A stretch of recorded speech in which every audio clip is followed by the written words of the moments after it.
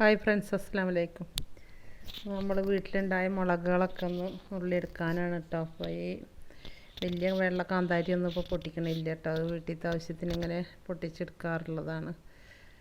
അപ്പോൾ അതിൻ്റെ ഇടയിൽ ചെറിയ കാന്താരി മുളകുണ്ട്, ഒരുപാട് ഉണ്ട്. അതിൻ്റെ അവിടെ ഇവിടെയൊക്കെ ആയിട്ട് കുറേ തയ്യലുണ്ട്. അപ്പോൾ അതുമെന്ന് അതൊക്കെ ഒന്ന് ഉള്ളിയെടുത്തുകൊണ്ട് വരികയാണ്. അപ്പോൾ ഞാൻ ഈ വെള്ളമുളകും കൂടി ഒന്ന് കാണിച്ചെന്ന് മാത്രമേ ഉള്ളൂ. വേണ്ട, നല്ല ചെറിയ പച്ച കാന്താരി ഉണ്ടായിട്ടുണ്ട്. അപ്പം ഇന്ന് അതുകൊണ്ടൊരു അച്ചാറൊക്കെ ഉണ്ടാക്കണം. ബാക്കി വീട്ടിലത്തെ ആവശ്യത്തിന് എടുത്ത് വെക്കാമല്ലോ എന്ന് വിചാരിച്ചിട്ട് ഒന്നായിട്ട് നുള്ളിയതാണ്. കാരണം കിളികളൊക്കെ വന്നിട്ട് കൊത്തിക്ക് കഴിച്ചിട്ട് പോവുകയാണ്, പഴുത്തതൊക്കെ. അപ്പോൾ ഒന്നൊന്ന് മഴയൊക്കെ കുറഞ്ഞ സമയത്തൊന്ന് പുറത്തിറങ്ങിയിട്ട് അതൊക്കെ ഒന്ന് നുള്ളിയെടുത്തതാണ്. അപ്പോൾ ഈ കുറേ തൈകളൊന്നും 2-3 ഞങ്ങൾ കുഴിച്ചിട്ടതുള്ളൂ കേട്ടോ. ബാക്കിയൊക്കെ ഈ കിളികൾ കഴിച്ചിട്ട് അപ്പിട്ട് മുളച്ചതാണ് തോന്നുന്നു. അവിടെ ഇവിടെയൊക്കെ തൈകൾ മുളച്ചിട്ടുണ്ട്. അപ്പോൾ രാവിലെ ആ അടക്കാക്കിളി പോലത്തെ കിളികൾ ഇതുമ്മ കിടന്ന് ഇങ്ങനെ മറിയുന്നതാണ്. അപ്പോൾ അതൊക്കെ കുത്തി തിന്നുകയാണ് അവർ. അങ്ങനെ മുളച്ചതാവും എന്ന് വിചാരിക്കുന്ന ഒരുപാട് തൈകളുണ്ട്. ഇതൊക്കെ മറ്റേ ഞങ്ങൾ ഉണ്ടാക്കിയ മുളക്, നീളമുള്ള മുളക്, പിന്നെ ഉണ്ടമുളക്, എല്ലാ മുളകുകളും ഉണ്ട്. മുളകൊന്നും പുറത്തുനിന്ന് മേടിക്കേണ്ട ആവശ്യമില്ല, ഇഷ്ടം പോലെ മുളകുകൾ. അപ്പോൾ അതാ കാന്താരി അച്ചാറിടാനായിട്ട് എടുത്തിക്കുക കേട്ടോ. കുറച്ച് സൺഫ്ലവർ ഓയിൽ ഒഴിച്ചിട്ടുണ്ട്. അപ്പോൾ അതാ പകുതി എടുക്കണുള്ളൂ. കുറച്ച് ഇവിടെ എരിവ് അധികാർക്കും ഇഷ്ടമില്ല. അപ്പോൾ എനിക്ക് മാത്രമായിട്ട് കുറച്ച് അച്ചാറുണ്ടാക്കാൻ വേണ്ടിയിട്ട് ഇതാ കുറച്ച് ഇഞ്ചിയും വെളുത്തുള്ളിയും ചതക്കുന്നുണ്ട്. ചെറുതായിട്ടൊന്ന് ചതക്കിയാൽ മതി. അരിഞ്ഞെടുക്കണമെങ്കിൽ അങ്ങനെ ചെയ്യാം. ഞാൻ ഒന്ന് ചെറുതായിട്ട് കുത്തി ചതക്കിയെടുക്കുക ചെയ്ത്. അപ്പോൾ കാന്താരി ഓയിൽ ചൂടായാൽ നന്നായിട്ടൊന്ന് വാട്ടിയെടുക്കണം. അപ്പോൾ ഇത് പ്രത്യേകം ശ്രദ്ധിക്കേണ്ട, പൊട്ടി തെറിക്കുന്നുണ്ട് നന്നായിട്ട്. മുളക് അതിൽ കിട്ടാനല്ലേ. അപ്പോൾ അതൊന്ന് വിട്ട് നിന്നിട്ടോ അല്ലെങ്കിൽ അടച്ചു വെച്ചിട്ടോ ഒന്ന് വാട്ടിയെടുക്കുക. എന്നിട്ട് അതുകൊണ്ട് കോരി വെക്കാം നമുക്ക്. അപ്പോൾ അത് നല്ല വാടി കിട്ടിയിട്ടുണ്ട്. ഞാൻ ഒന്ന് എണ്ണയിൽ നിന്ന് കോരി വെച്ചിട്ട് അതിലേക്ക് നമ്മൾ ചതച്ച് വെച്ച ഇഞ്ചിയും വെളുത്തുള്ളിയൊക്കെ ചേർത്ത് കൊടുക്കാം.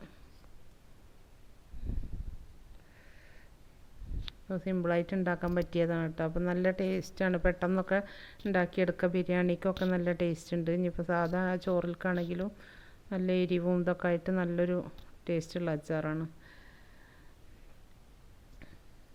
അപ്പോൾ ഇതാ ഇഞ്ചിയും വെളുത്തുള്ളിയും ഇട്ടിട്ടുണ്ട്. അതൊന്ന് നല്ല മൂത്ത് വരുമ്പോൾ നമുക്ക് അതിലേക്കുള്ള പൊടികളൊക്കെ ചേർത്ത് കൊടുക്കുക. മുളക് പൊടിയാണ് ഇടുന്നത്, കുറച്ച് ഇടണുള്ളൂ കേട്ടോ. കാശ്മീരി ചില്ലിയാണ്. അപ്പോൾ അധികം ഇല്ലാത്താകുമ്പോൾ കുറച്ച് മഞ്ഞൾപ്പൊടിയും കൂടി ചേർത്ത് കൊടുത്തിട്ടുണ്ട്. അത് നല്ലോണം പച്ചമണം മാറുന്നവരെ എണ്ണയിലൊന്ന് വഴറ്റിയെടുക്കാം. കുറച്ച് കായപ്പൊടി ചേർത്ത് കൊടുക്കുന്നുണ്ട്. അതും കൂടി ഒന്ന് അതിലിട്ടിട്ട് നന്നായിട്ടൊന്ന് വഴറ്റിയെടുത്തതിന് ശേഷം നമ്മൾ പുളി പിഴിഞ്ഞ് വെച്ചിട്ടുണ്ടായിരുന്നു, ആ വെള്ളം കൂടെ ഒന്ന് ചേർത്ത് കൊടുക്കാം കേട്ടോ. അപ്പോൾ അതാ എല്ലാം കൂടി ഒന്ന് തിളച്ച് നല്ല പോലെ ഒന്ന് സെറ്റായി വന്നതിന് ശേഷം പാകത്തിന് ഉപ്പും കൂടി ചേർത്ത് കൊടുക്കുക.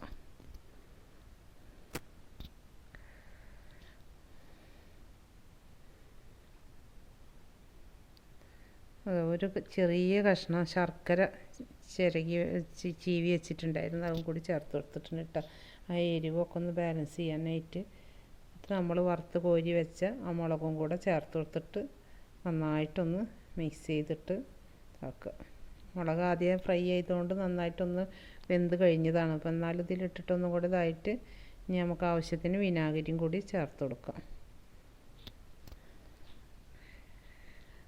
അപ്പോൾ എന്താ വിനാഗിരി ആവശ്യത്തിന് നമുക്ക് ലൂസിന് വേണമെങ്കിൽ അങ്ങനെ കുറച്ചും കൂടെ കഴിഞ്ഞ് ഇപ്പോൾ ഈ ലൂസായാലും കുറച്ച് കഴിഞ്ഞാൽ ഒന്ന് കുറുകി വരുന്നുണ്ട് കേട്ടോ തണുത്ത് വരുമ്പോൾ.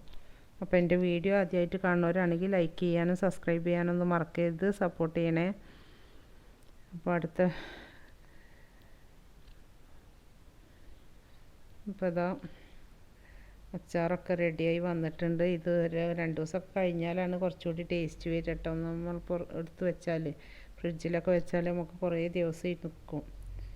അപ്പോൾ അച്ചാറൊക്കെ റെഡി ആയിട്ടുണ്ട്, പാത്രത്തിലേക്ക് മാറ്റി വെച്ചിട്ടുണ്ട്. അപ്പോൾ സബ്സ്ക്രൈബ് ചെയ്യാനൊന്നും മറക്കരുത്, സപ്പോർട്ട് ചെയ്യണം.